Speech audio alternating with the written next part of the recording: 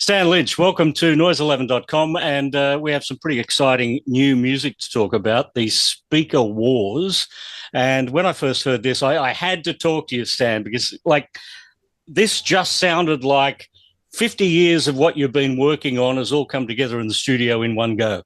It kind of is. I mean, that's sort of how life goes. It's you are an amalgam of everything that came before. You know, you're a product of your own raising, as they say. You know, it's but yeah, I'm really lucky because this is all I've ever done since I was 13 years old. You know, I mean, honestly, this is it. I was a musician in some form or another, and all I've been so bloody lucky that this is it, that I just get to keep doing this with people I like, friends, and they've all of these guys in my whole life that I've played with and gotten to work with, they've all stayed friends. We're all pals still, but yeah, it is kind of like, I guess it's the noise I wanted to make, you know, because there it is. Yeah. And, as you hit your 70th year, what a thrill it must be to find this group of musicians and record an album at almost age 70 that could have been done back in your 20s. I'm really fortunate that people indulge me. They get along with me. They push me. You know, these guys are fun. They're all guys from Texas, which is still considered almost the South in the States. You know, we're all sort of Southern guys, so we all grew up listening to a lot of the same R&B and soul and country music and rock and roll. We all have very similar influences, and they're really nice people. They're good dudes, as they say, you know, and that makes a big difference to me, because there's just no point in trying to be creative and joyful with people you just don't get on with. You know, it just doesn't ever seem to work. I tried, never works out, you know. Well, Jon Christopher Davis, you've worked with him before, haven't you, on his solo record? You've actually appeared on a couple of the tracks on his solo record before this band formed. Yeah, Jon and I got together in Nashville. We were both songwriters with different publishers, and we never met. And what happens is publishers will usually put you on a blind date with another songwriter just to see if you can come up with something good. Well, when he walked in the room, it was kind of like falling off a log for me. I mean, he was so easy to write with and write for, and then over the years, especially during COVID, he kept winding me up, like going, you know, get your butt behind a kit and play. You know, we need to get you in a band. And I'm like, dude, I've been there, done that. And, you know, it was just, he just wouldn't let up, you know, like your little brother pestering you. And so I did. And then it came on the heels of having been out on the road with Mike Campbell's band, the Dirty Knobs. And I hadn't really had my old job back in years. So it was fun to, you know, climb back behind a drum set and, well, I can still do it. You know, it's not a foreign thing. My body still does it, you know, kind of naturally. And when you get together with guys that want to hear your sound, that's a big part of it too, because every drummer kind of has their own lane. You know, like, I'm not really a session drummer. I do something. I never thought of myself as a drummer. I'm a drummer in a band. So whatever band I'm in, that's the drummer. You know, I want to be that drummer. I don't want to just be a drummer. So being in the Speaker Wars is a natural fit. It felt really good when I sat down to play. Everybody understood what I was trying to do. And then here we are. Yeah, would you do a Speaker Wars and Dirty Knobs double tour? That'd be interesting. I would love to, but I don't. All those decisions aren't always up to me. You know what I mean? There's a lot of moving parts and a lot of personalities. And but yeah, I love those guys. I'm still very close with Mike Campbell and Ben Montench and Ron Blair, the original guys from the Heartbreakers. We're still pals, and I love them like brothers. You know, so I'm always open to playing. Okay, you hear that, Mike Campbell? That Australian tour we've talked about. This is how we do it. All right, 2026. Great. It's happening. I love the lyrics of Yeah, and we'll get Winston to come along too. He can be a roadie. Uh, I love the lyrics on this album, and just you and Jon just seem to work together in creating these songs. You make every lie come true. What a great lyric in there. I'm going to write like Bob Dylan. I'm going to write like Johnny Cash. You're singing about swimming in Dom Perignon and building your own Graceland. I can just imagine, how that song came about. It must have been a lot of fun. You're writing bad checks until the right girl comes along. You know what I mean? That's like you're just kiting fantasy. And but what's the genesis of that song was interesting because Jon was asking me, he came down to write with me and he was saying, "Man, your life, it must have been a dream come true and all this." And I go, "Yeah, all the lies I told as a kid, like, oh, I don't need math. I'm going to be in a rock and roll band. I don't need this." And I go, everything, all my BS, the checklist, I think I checked all the boxes. I said all my lies came true. And that's when Jon said, like, well, man, we ought to write that. Let's just write that. So that's sort of it's sort of a true story, in a weird way. It's like my life is wish fulfillment. I wanted to be in a rock and roll band. I got to be in one. I wanted to have hit records and write songs and do all these things. And the universe smiled, and said, sure, why not? Yeah, it's an album of songs that sound like they've been meant to be performed live. It Ain't Easy, another one of those songs. I would just love to be in the audience watching this band perform that song live. All the songs are meant to be played. None of them are manufactured, which is, there's no wrong or right way to record music.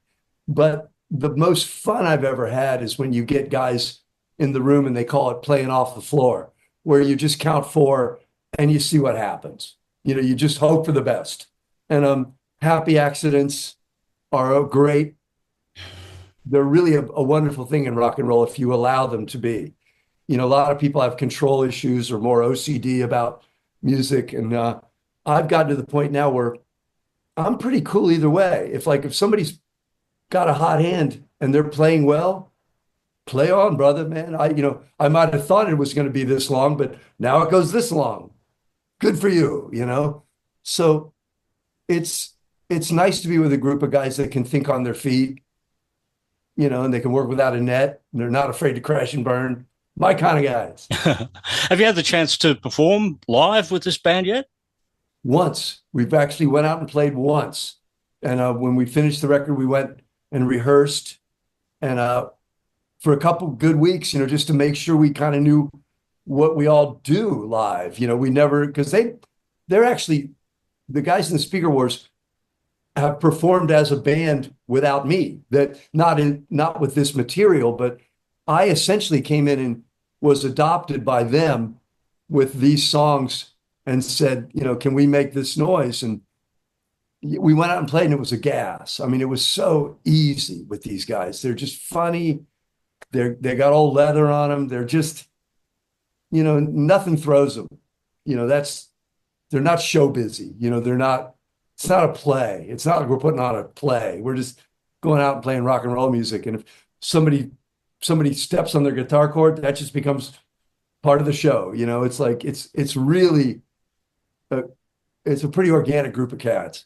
What would a Speaker Wars set list look like if you had the full 90 minutes? Because, obviously you've got, the songs on this record, you've got to then fill in the gaps. What becomes the fill-ins? Well, what we actually played for almost a couple hours. So we played the album, which we can play.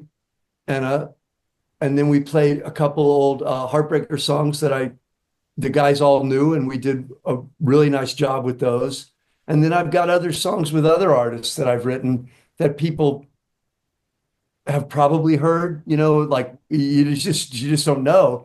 But we did versions of certain songs that I've done with like Don Henley and other artists, like I said, that were fun to, so we kind of mixed it up. But yeah, we got an easy 90 minutes to play and even more if you want it. And then there's always covers, always bands. We all grew up listening to like interesting. We had certain covers in common. If they were Johnny Cash songs or, they're fun. What were the Heartbreakers songs you did? Well, I don't know if you're familiar with our first album opened with a song called "Rockin' Around with You," and it's this real fast-paced song with three-part harmonies. And we learned it just to see if we could do it, and it sounded great. So we did that. We did Breakdown, Listen to Her Heart, uh, Keeping Me Alive, which was like sort of an outtake from Long After Dark or something. I can't remember one of those records. And then we did Learn to Be Still off from the Eagles record. We Which did you kind wrote. of, yeah, well, I co-wrote it. Mm. Don, let's, please, you know, yeah, I think, I was in the room when Don created Learn to Be Still.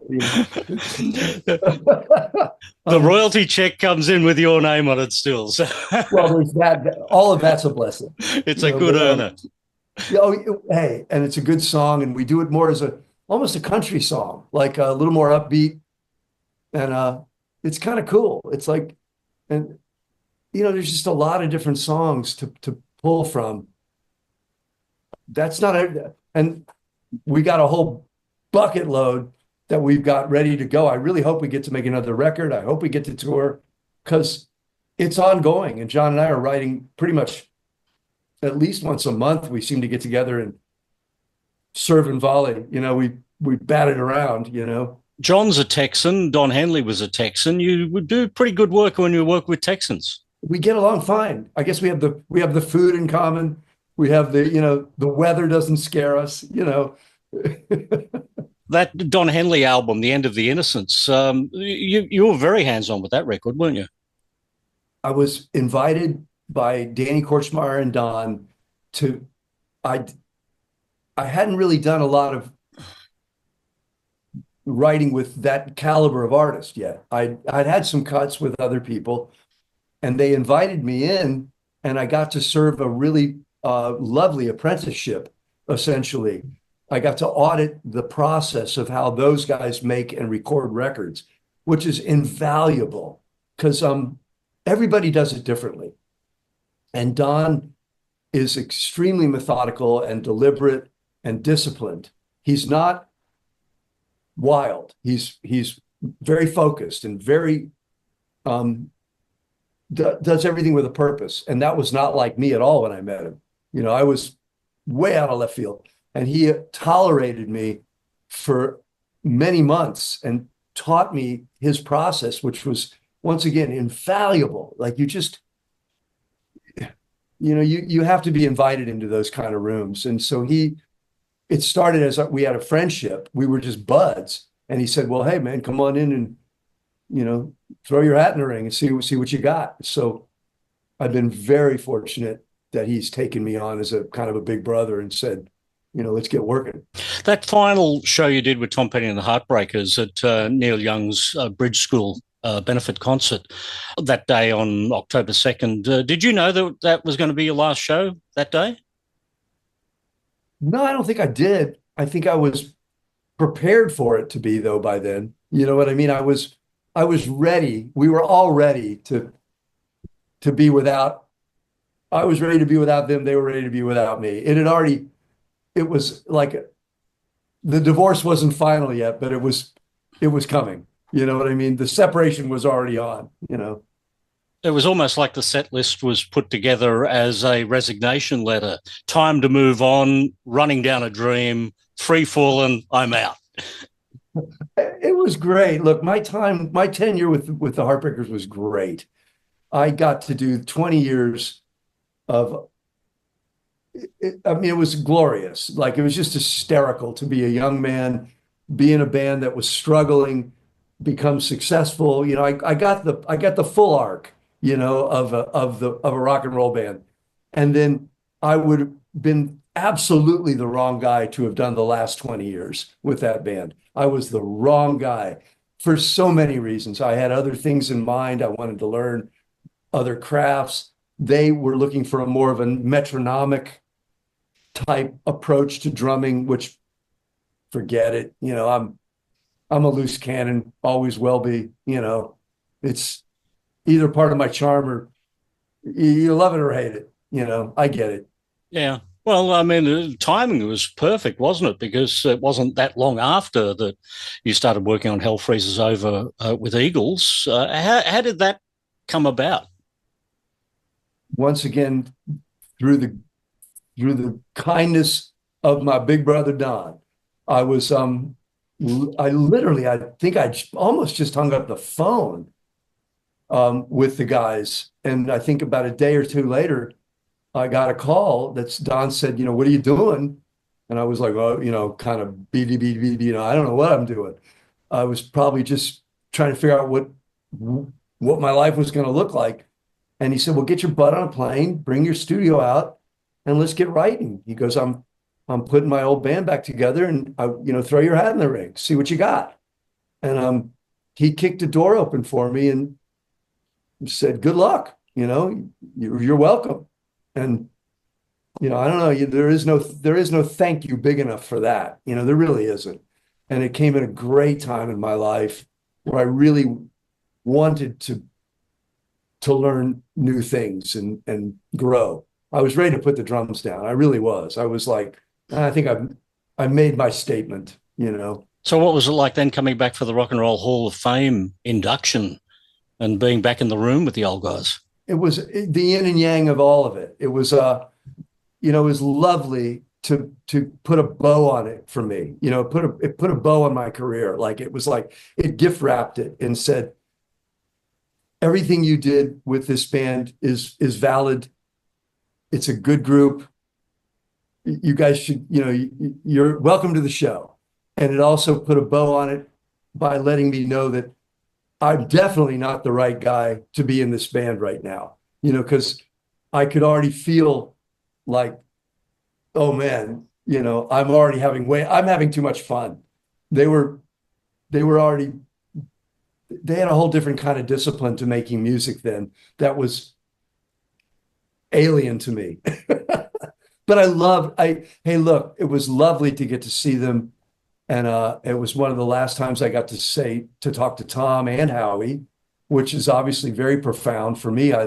Those were two guys who were very important in my life, and I got to see them both. So that meant a lot to me. Tell me about Australia, 1986. Bob Dylan with Tom Petty and the Heartbreakers as the backing band.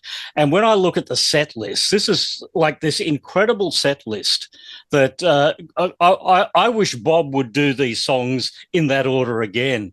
It must have been just a snapshot in time, an incredible time for you.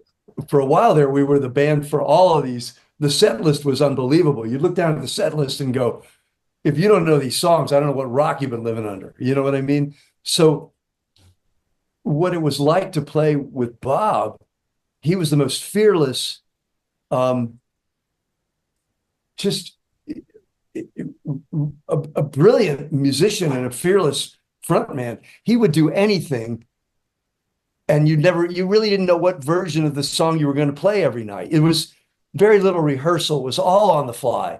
So you didn't know sometimes if you were playing Lay Lady Lay or if you were playing Positively 4th Street until you started singing, like you go, oh, right. Okay. Now, and you really had to be on your game. You never relaxed. It was in a good way. You were like, man, this is fun. And it was a high watermark for me in terms of drumming, and it never got better. For me, that was the pinnacle of great playing for me, and I thought the band was really pretty much at their best, and it also had that anarchy that I love, where it was like you never knew what was going to happen. You never, and I thrive. That's where I don't know. I just come alive in that. There's some great covers on that tour. Lonesome Town, Rick Nelson. I think you did Ry Cooder's Across the Borderline at one point in Sydney. Lucky Old Son, Frankie Lane, which Bob didn't even record until the Shadows of the Night album 2015. And opening with a song called Justine, Don and Dewey was very interesting as well. I don't even remember that. Wow. I'll have to listen for that. Yeah. There was a lot of songs came through, and with literally there would be no rehearsal. Maybe we touch on it at sound check, and then we'd do the song, and sometimes we'd never do it again. And it would be like, oh, okay. Or the set list would be printed out and put on my monitor, but nothing from that set list would be played. It was just great. I mean, like I said, I just came alive under those conditions. To me, it was like, oh man, how much fun can a guy have? You know?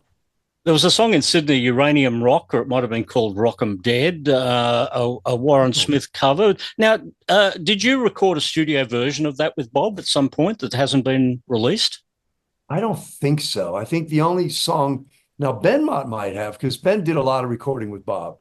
I didn't do a lot of recording. I think I just did like it's called Band of the Hand or something. There was a song on a soundtrack.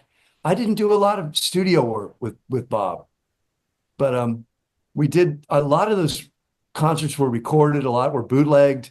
There was a movie made in Australia, I believe, called like Hard to Handle or something. Does that ring a bell? It does, yeah, yeah. Which is not available anymore. So we okay. have to go searching for that one as well. I wonder where that was recorded. I don't remember. But it was, yeah, the Bob stuff was great, man. I mean, I think you can see it on my face. Mention Bob Dylan and you win a prize with me. It's like great, Well, hopefully some of that will be. He's going through his archives and releasing stuff. So, the Australia stuff, Tom Petty and the Heartbreakers and Bob Dylan really is something I would like to see. Let's talk about you, the movie star, Beach Party. Ah. Have you watched it? It's streaming now on Paramount. So, nice. Okay. Yeah, you're right. That's right. They released, that's right. All the Long After Dark stuff.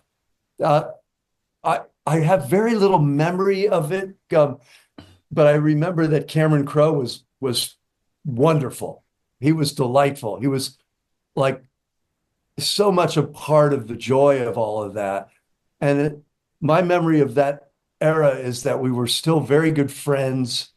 We were having a lot of fun, and the music was still exciting. We loved recording, and I think we really were still each other's best buds, around that time. So I hope that I haven't sat and watched the movie, but my sister saw it recently and said, gosh, you guys seem to be having a really good time. So I hope that comes across, That definitely comes across. And when you see Cameron Crowe, who's basically inserted himself into the movie, so, not only has he made the movie, he's very much part of the movie. You all look like great mates in there. We still were. I mean, that's not a bluff.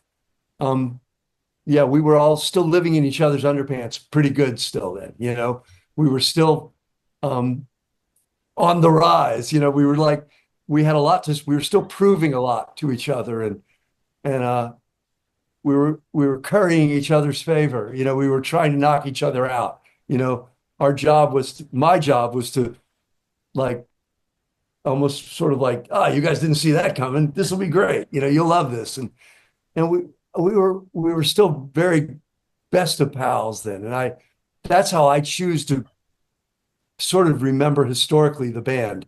I want to remember that those guys, I was very lucky that they befriended me, and I got to be in the group and have a great time and make all that music that seems to have held up, which is amazing. I'm very grateful. It was great to see some, little pranks on Tom. I mean, we weren't at Led Zeppelin, The Who level, throwing television sets into the swimming pool in hotels, but there still were the pranks. I don't think we ever really got a kick out of that. I think destruction wasn't our thing. I think, giving each other the business we were more like the Three Stooges. We were more likely to do a pratfall to make you laugh. Like I was more likely to pour a beer on my own head than throw one against a wall. It was anything for a laugh. So, but I don't think wholesale destruction was in our kit. Well, hopefully we will see you down in Australia with Speaker Wars. Dirty Knobs and Speaker Wars is not a bad idea. I mean, no. That should happen. And we've also got very strong rumours of Bob Dylan in Australia with an announcement to be made soon as well. So Oh, maybe we just Dylan, the Speaker Wars, and Dirty Knobs. That would be a very good tour for me. I'm all in. Stan, Man. it's been an absolute pleasure to talk to you here at Noise 11. Yeah. Oh, man. Thanks. Thank you for listening. Thank you for turning your listeners on to us. I really appreciate it because that's how it works these days. It's like, there's no pretense of coming at you any other way than I hope you discover the music, you listen to the music, and you like it. And then I hope to see you down the line on the road. That'd be fantastic. Perfect. Thank you, Stan.